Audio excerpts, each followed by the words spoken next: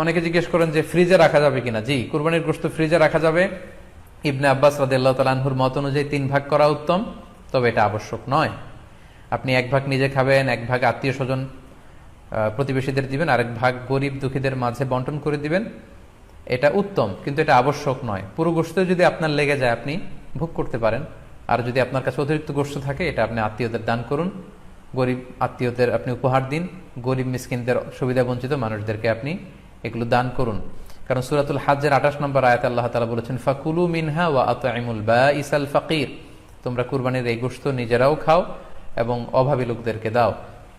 এবং সহিহ বুখারীতে আল্লাহ রাসূল সাল্লাল্লাহু আলাইহি ওয়াসাল্লামের একটি বর্ণনা, আল্লাহ রাসূল সাল্লাল্লাহু আলাইহি ওয়াসাল্লাম বলেছেন, কুলু ওয়া আত'ইমু ওয়াদাখিরু, অর্থাৎ কুরবানির গোশত তোমরা খাও, ওয়া আত'ইমু মানে অন্যদের খাওয়াও, ওয়াদাখিরু এবং তোমরা এটাকে প্রিজার্ভ করে রাখো বা জমা করেও রাখতে পারো। অর্থাৎ আপনি চাইলে ফ্রিজে রাখতে পারবেন, আপনি পরবর্তীতে খেতে চাচ্ছেন আপনি রাখতে পারবেন ইনশাআল্লাহ।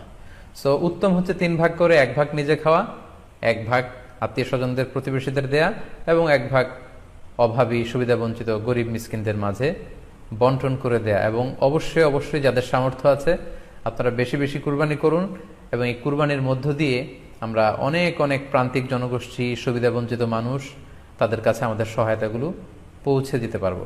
তারকা জগতের কিছু লোক বা নাটক সিনেমা জগতের কিছু লোক